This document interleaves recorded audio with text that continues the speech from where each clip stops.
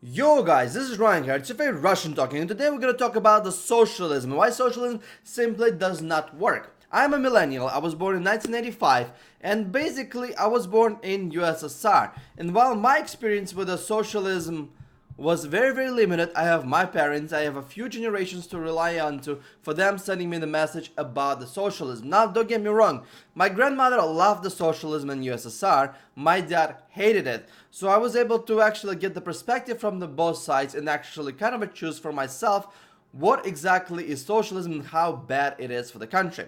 So while the technical USSR was trying to move towards the communism, it was still largely influenced by socialism. Now, what is the difference between a socialism and a communism?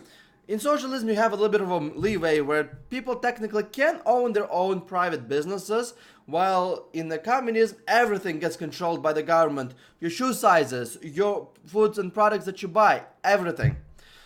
So, what happened? Well, my family was actually very wealthy family in the late 19th century, early moving into 20th century. We were counts. We were count, just like a baron. I mean, Count Vladimir, right? Freaking stereotype. But we were counts, and we treated our peasants really well. We did have the peasants growing their fields, and yes, we were taking taxes and everything else. We were the evil people, right? So when the Lenin decided to actually do the revolution and confront everything from a socialism into communism, how did he do it? He did it just like a Hitler did in 1930s.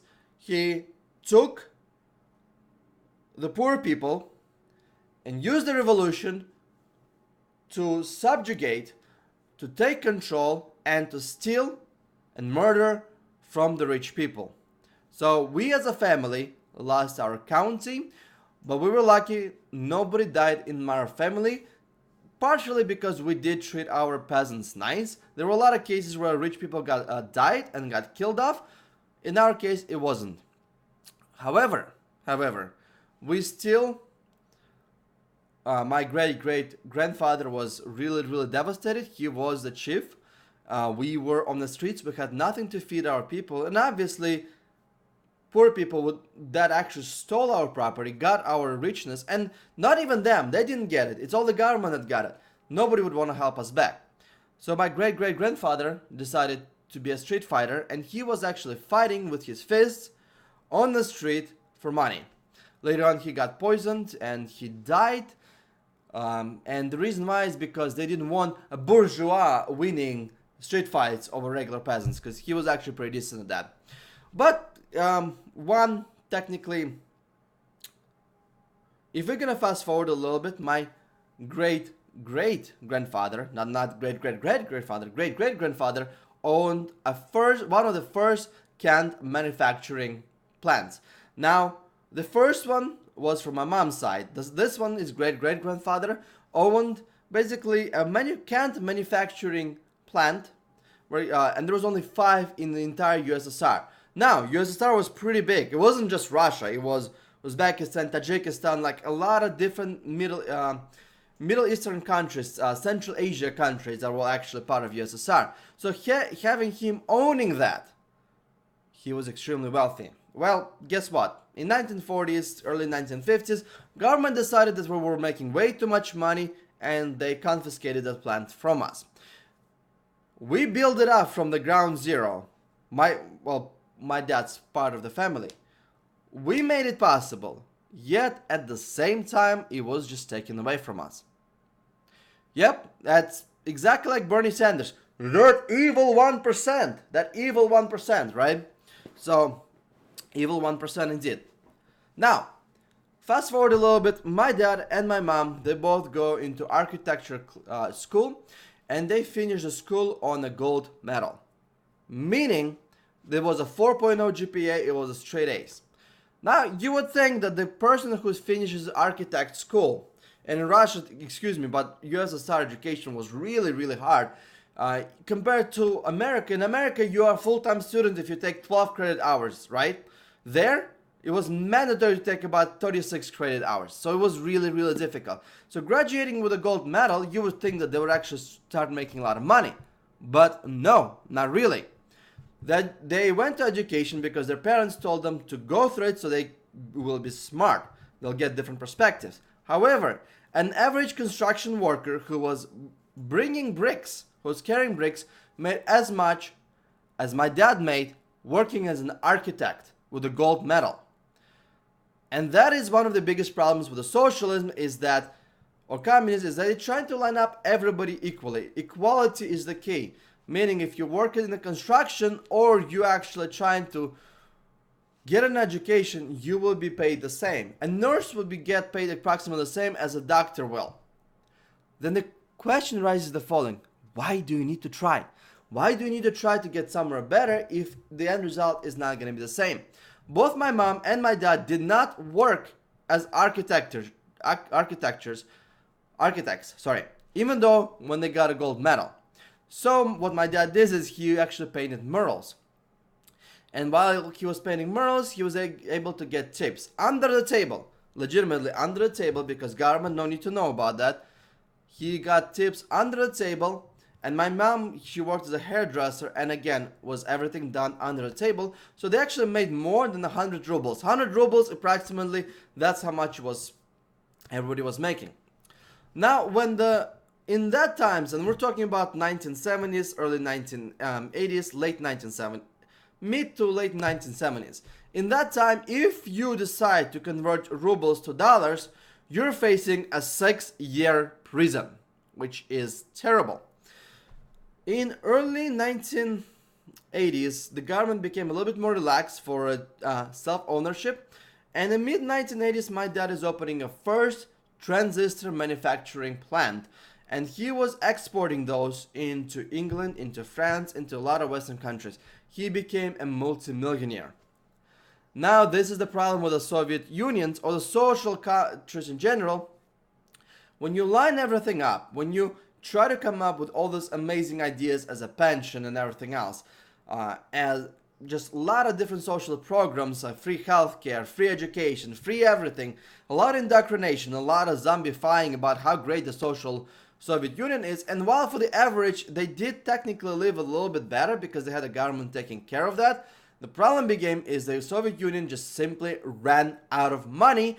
And in 1991, 1992, when the country started just chipping off from the Soviet Union, we face a humongous hyperinflation. We're talking about people on the street not trading money, because money was worth nothing. They were trying to trade a chandelier for the piece of bread, because they had nothing to eat. That's how much hyperinflation was. For my dad's side, the copper prices, and he used the copper for his transistors, went up by 300 times. Not just 1 or 2 or 5 times, 300 times. And he was locked into a contract, and basically he was bankrupt overnight.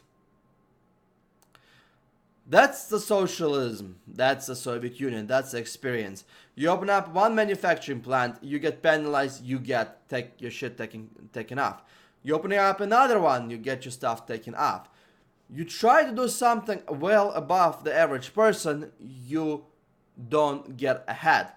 And when you don't get ahead like that, the question becomes in your mind is, why the hell should you bother? And if the question is not, then why did you have to bother? The biggest thing is also in Soviet Union, because everybody was technically got paid the same, we started having a different levels of corruption. Now, if the doctor gets his degree, technically he's still going to be paid almost the same as nurse. However, he will take bribes under the table to let the guys go ahead. So there is some waiting time when it comes to see a doctor. But guess what? If you bribe him under the table, he will see you first. A lot of people went to the police and became a police officers. Why? Because they can stop you, throw the drug into your car, or make up some different excuse and put you in jail. Or if you give them some extra money under the table, you're free to go. So while everybody technically got paid the same and it looks like a heaven, A lot of people thought the best return for the effort they put in. It's in the human nature to look at that. So when a police officer stops you and demands that you bribe him under the table, and then guess what? That police officer has to actually bribe his sergeant. The sergeant have to bribe the chief of police. There's like a multi-level bribing, like multi-level marketing type of thing. And that is the system that we lived under. That's a system, no tell, no show. And that is terrifying. The terrifying part of that is that no matter what you try to create, you're running at the risk of that getting taken away from you. Then we technically went back to Russia, and we had some mob problems, so we went back to Uzbekistan, which used to be part of USSR, and it also was a socialist country, and we always also created a drywall manufacturing plant, and we were actually, again, selling it internationally. That's my dad did. He's freaking badass. And in that time, I remember we were getting raided by special services, and they didn't find anything illegal that we were doing. We were just making drywall knives. But they found that we were technically making drywall knives, and the plastic that we were buying was questionable. By questionable, I mean we were taking that plastic from recycles. They were not really a recycle, everything was thrown in the dumpster. So we had a few people that would actually collect that. We'll give them money and they'll give us a good quality plastic. Then we will actually clean it up. We're gonna mold it, we're gonna grind it, and then we're gonna pretty much under high temperature mold it and infuse it and make a drywall knife. So all the bacteria die, but they technically found that to be questionable practice, and we have to bribe them $5,000. Now, in that case, in Uzbekistan, $5,000 were a lot. The monthly minimum wage was $2 a month. $2 a month. The good average was $10 to $15 a month. We have to bribe them $5,000. Just so they will not shut us down. We had to loan some money. It was terrible. And that's the problem. When you get into a socialistic country and you have everything trying to regulate by the government, the biggest fear you have is just those regulators become corrupt, and they become extremely corrupt, and that's why I'm all up for a Second Amendment. People having their guns, people resisting the government tyranny, because once the socialism comes in, the tyranny gets there. It's in the human nature to get more for the effort they put in. And they will try to get into the government, and they will try to get it from either bribes or doing a lot of illegal, hurtful things. So, dear people that are my age, if you don't like the Western civilization, if you don't like the capitalism and you think the capitalism should be moved towards a socialism, how about you actually go to socialist countries and live there and see what's happening? And see how socialism doesn't work. But it's gonna be democratic socialism, it's gonna be different. No, it's not. It's not different. And it hurts me to actually see what they're trying to do. Now, don't get me wrong, I don't agree with 100% capitalism, and I do think some of the things, some of the necessities have to be under control. A little bit. And a little bit of a socialism could be beneficial for the country in some retrospect. But not to the overly control that USSR was. And it hurts me when people say, oh, you actually were born in USSR, you might consider yourself so lucky. I'm like, no! You just have no idea how dumb you are. And I hate this fucking privileged, middle class, pampered people who think that socialism is the best thing ever can happen, while they're so narrow-minded and have no idea what exactly is happening and how exactly it's happening, and what exactly the socialism really is, and the dangers of it. The dangers that you can go into jail for currency exchange, for officials. If you don't have money to bribe them, they can raid your business and they can put you in jail and close it down. For your property getting confiscated for just because reasons the government came up to it. And guess what? In socialism, with all the social systems, you're going to be running out of money. You're going to be running out of money that you're printing. You're going to be running out of the money in general. And what happens is you have to be getting more, confiscating more and more and more and more from a privately owned businesses. And this is what happens in the United States right now. the more social programs we're opening, the more countries getting into the debt. And the more countries getting into the debt, the more people asking for socialism. And that is really, really scary. So hopefully this helps. Thank you guys for watching.